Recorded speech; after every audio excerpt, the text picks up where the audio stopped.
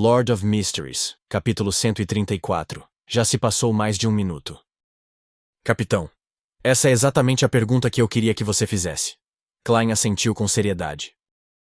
Eu me sinto ainda melhor. Eu até acredito que posso passar no exame da Santa Catedral agora mesmo. É um tipo de sentimento e confiança que não pode ser descrito com palavras. Percebendo que sua resposta poderia ser um pouco vaga, ele não pôde deixar de acrescentar. Talvez o nome de uma poção seja realmente crucial.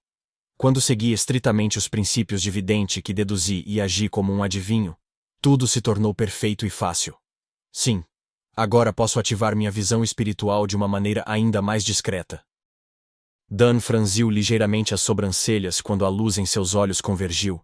Ele murmurou aparentemente imerso em pensamentos. O nome da poção. Após cerca de 10 segundos, ele olhou para Klein novamente. Você precisa voltar e informar sua família? Domingo é o segundo dia após o seu dever com o portão Chanis. Você deveria descansar um pouco. Levando em consideração o fato de que Elizabeth era muito amiga de sua irmã e que ele havia prometido que o problema seria resolvido em 1 semana, Klein respondeu sem hesitar. Não precisamos perder tempo. Depois que partirmos, é só pegar a carruagem para virar na rua Daffodil. Tudo bem. Chame Fry enquanto preencho o formulário de inscrição para obter o artefato selado, 30782. Dan apontou para a sala de descanso na diagonal oposta. Fry era um colecionador de cadáveres, então ele não possuía a energia abundante de um sem-sono. Se estivesse livre, ele tiraria uma soneca. Preencher o formulário de inscrição você mesmo, aprová-lo e recolhê-lo você mesmo. Capitão, nosso sistema de gerenciamento é bastante falho. Klein satirizou silenciosamente antes de pegar seu chapéu e sair do escritório de Dan, para bater na porta diagonalmente oposta. Depois que Klein bateu 3 vezes, Fry abriu a porta e olhou para Klein com indisfarçável perplexidade. Qual é o problema? Enquanto ele estava tirando uma soneca, seu cabelo estava bagunçado e sua camisa estava desarrumada. Seu temperamento frio e sombrio desapareceu um pouco. No entanto, ele ainda parece um morto que saiu de seu caixão. Klein escondeu o sorriso e respondeu sério. Há um caso que envolve fantasmas. O capitão deseja sua ajuda. Ok. Fry levantou a mão inconscientemente para alisar o cabelo bagunçado, devolvendo-o à pessoa fria que mantinha os vivos afastados. Depois que ele se vestiu, os dois esperaram no sofá da sala de recepção. O ambiente esquentou depois de mais 7 ou 8 minutos, como se a área estivesse sendo exposta à luz do sol. Imediatamente depois disso, eles viram Dan Smith atravessar a divisória, enquanto segurava na mão um emblema antigo com cerca da metade do tamanho de uma palma. O emblema tinha um brilho dourado escuro e estava gravado com os símbolos do sol e linhas que se estendiam até a borda. Era o artefato selado 30782 da República Intis, originalmente chamado de Emblema Sagrado do Sol Mutante. A República Intis foi o país que Roselle transformou de império em república antes de transformá-lo novamente em império. Agora, havia se estabelecido como uma república estável e estava localizada na costa oeste do continente norte. Sua fronteira com o reino de Loen incluía marcos como Mid-Seashires, a Cordilheira Hornaces e assim por diante. Desde o estabelecimento de Intis como uma nação, a Igreja do Eterno Sol Ardente reprimiu a Igreja do Deus do Artesanato, que mais tarde ficou conhecida como a Igreja do Deus do Vapor e da Maquinaria. Sendo a principal religião do país, o país também poderia ser referido como o Reino do Sol. Vamos partir. Fry, você dirige. Cesare não pode suportar a purificação do emblema sagrado por muito tempo. Dan nos lembrou calmamente. Cesare Francis era um balconista encarregado de comprar e coletar suprimentos. Ele também era o motorista, mas era apenas uma pessoa comum. Ele não podia ficar mais de 1 hora dentro de um alcance de 15 metros do artefato selado 30782. A viagem da rua Zoteland até a cidade Lamude, de acordo com o entendimento de Klein, levaria pelo menos 2 horas e meia. Isso não incluía o tempo para desviar para a rua Daffodil. Tudo bem. Fry não se opôs, mas verificou se ele estava com seus itens pessoais. Quando os raios do sol poente tingiram o pináculo da catedral da cidade, a carruagem dos falcões noturnos finalmente chegou a Lamude. A cidade estava localizada na borda noroeste de Tingen. Muitos edifícios ainda tinham as características únicas da era anterior à Era do Vapor. Havia quase 0 fábricas, e as aldeias próximas envolvidas no comércio. Depois que pararam a carruagem, Dan olhou para o salão de cabeleireiro em frente e disse: Eu perguntei a um dos moradores mais cedo. Requer apenas uma caminhada de 15 minutos daqui até as ruínas do castelo na montanha. Disse que pertenceu a um senhor feudal que governou durante a Quarta Época.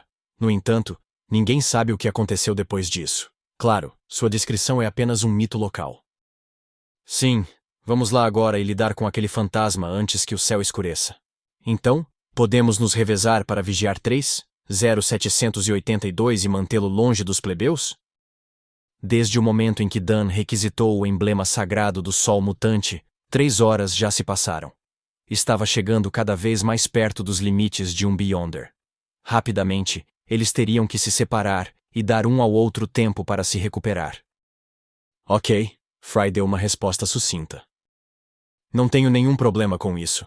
Klein tocou os amuletos de sono e hacking em seu bolso. Os 3 falcões noturnos em finos blusões pretos atravessaram a rua da cidade e se dirigiram para a montanha quando chegaram a uma bifurcação na estrada. Ao longo do caminho, a estrada estava coberta de mato e cheia de arbustos, mas ainda era espaçosa o suficiente para deixar passar 2 carruagens lado a lado. Não demorou muito até que eles viram uma parede externa desmoronada de um antigo castelo. Na parede externa, que ainda estava de pé, havia plantas verdes rastejando por toda parte, enquanto a parte exposta estava manchada. Quando ele começou a se aproximar, Klein pôde sentir um calafrio penetrante enquanto arrepios se formavam em seus braços. Realmente existe um fantasma, Klein disse monotonamente enquanto olhava para o antigo castelo. Dan olhou de soslaio para dar uma olhada no recém-promovido falcão noturno. Então ele riu e disse: Não se preocupe. Temos 3-0782 e Fry. O fantasma não vai causar muitos problemas. Ele segurava seu revólver feito sob medida em uma mão e o emblema sagrado do Sol Mutante na outra. Deu o primeiro passo em direção ao antigo castelo que parecia uma ruína. Klein seguiu logo atrás e se preparou para puxar o gatilho a qualquer momento, balançar sua bengala ou usar seus amuletos. Whoosh! Whoosh! Whoosh! Quando Dan estava a menos de 5 metros do antigo castelo, onde um estábulo quebrado, um poço d'água e outros acessórios se refletiam nos olhos de Klein, uma brisa fria uivava de uma forma que só poderia ser descrita como triste e estridente. Parecia estar rejeitando os convidados indesejados. Os 3 falcões noturnos não pararam. A sensação quente e pura gradualmente dispersou o frio e conquistou a frente do antigo castelo. Eles escalaram a pilha de pedras, passando pela parede externa desmoronada antes de entrar lentamente no castelo, que havia perdido sua entrada principal, e estava cheio de ladrilhos quebrados. O salão do antigo castelo estava cheio de pilares de pedra desmoronados e coberto de musgo. Era espaçoso, mas as janelas eram estreitas e colocadas no alto das paredes. Portanto, a iluminação era ruim. Parecia escuro e sombrio por dentro. Isso também é uma característica das construções do final da Quarta Época e início da Quinta Época. Klein, que era um historiador, instintivamente fez um julgamento e ativou sua visão espiritual. Nesse momento, um rugido ilusório, mas penetrante, explodiu de repente. De repente, do nada, uma espessa nuvem de névoa negra encheu o ar, resistindo à infiltração de calor e pureza. Uma figura alta de repente surgiu em meio à névoa negra. Ela usava uma armadura preta de corpo inteiro e carregava uma espada larga que um plebeu acharia difícil de erguer. O fantasma parecia idêntico ao que Klein viu no sonho de Elizabeth. 2 bolas de luz vermelha em forma de chama brilharam através da abertura de seu capacete, parecendo frias, mas estavam olhando para os 3 falcões noturnos com raiva. Vocês perturbaram meu sono, vocês terão que pagar com sua carne e sangue. De repente, ele se lançou para a frente e instantaneamente encurtou a distância até Dan. Subitamente, ele cortou para baixo com sua espada larga. Dan recuou rapidamente e ergueu a mão para disparar o revólver. Clang! A bala prateada de caça-demônio não conseguiu penetrar na ilusória armadura negra e apenas produziu um som nítido, mas irreal. Klein e Fry recuaram para o lado simultaneamente. Um segurava uma arma em uma das mãos e apontava para as duas bolas de fogo que ocupavam o lugar dos olhos do cavaleiro de armadura negra antes de puxar o gatilho. O outro falcão noturno transformou seus olhos em um tranquilo branco acinzentado e focou no fantasma. O cavaleiro de armadura negra rugiu de raiva novamente. Ele deu outro grande passo em direção a Dan e balançou a espada horizontalmente. Bam! A espada não feriu Dan, mas o derrubou, fazendo-o cair pesadamente ao lado da porta. Isso o deixou vomitando um bocado de sangue fresco. Com um baque alto, 30782 caiu no chão. Como estava usando uma bota de metal, o fantasma chutou ansiosamente com a perna direita e enviou o perigoso distintivo para fora da porta do antigo castelo. Estava a uma distância de mais de 15 metros dele. Klein, que não conseguiu atirar no fantasma com sucesso, ficou nervoso e confuso ao ver aquela cena. Era como se ele estivesse observando a transformação diante de seus olhos, de uma posição calma e racional. Bang! Ele disparou outra bala. A bala prateada de caça ao demônio atingiu o capacete do fantasma e produziu faíscas, mas não houve danos óbvios. Manopla direita! Fry gritou. Ele estava sempre frio e sombrio, mas agora seu tom estava cheio de ansiedade. Assim que ele terminou de falar, ele ergueu o revólver também e apontou para a manopla de metal direita do fantasma. Bang! Bang! Klein atirou subconscientemente de acordo com as instruções de Fry, disparando balas prateadas de caça-demônio quase simultaneamente com ele. Desta vez, o fantasma não o bloqueou com sua armadura, mas levantou sua espada larga e desferiu as duas balas.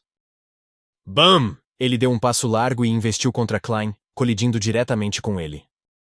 Quando Klein voou para fora, viu seu peito afundar, viu a si mesmo cuspindo sangue, mas não se sentiu desconfortável, nem um pouco. De repente saiu de seu torpor, caiu no chão, rolou e gritou. De repente, o antigo castelo, o fantasma, os pilares desmoronados e o chão de musgo se despedaçaram assustadoramente.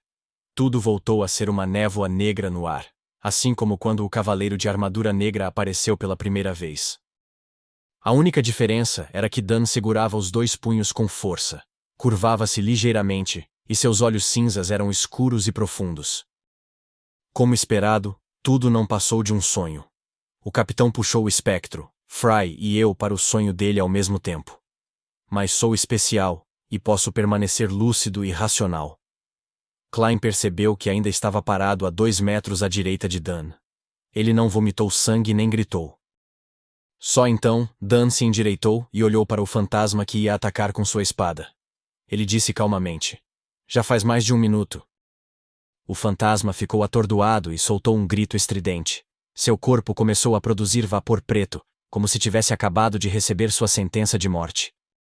Quaisquer zumbis ou espíritos que ainda não se transformaram em espíritos malignos não poderiam ficar dentro do alcance de 15 metros do emblema sagrado do sol mutante por mais de 1 minuto.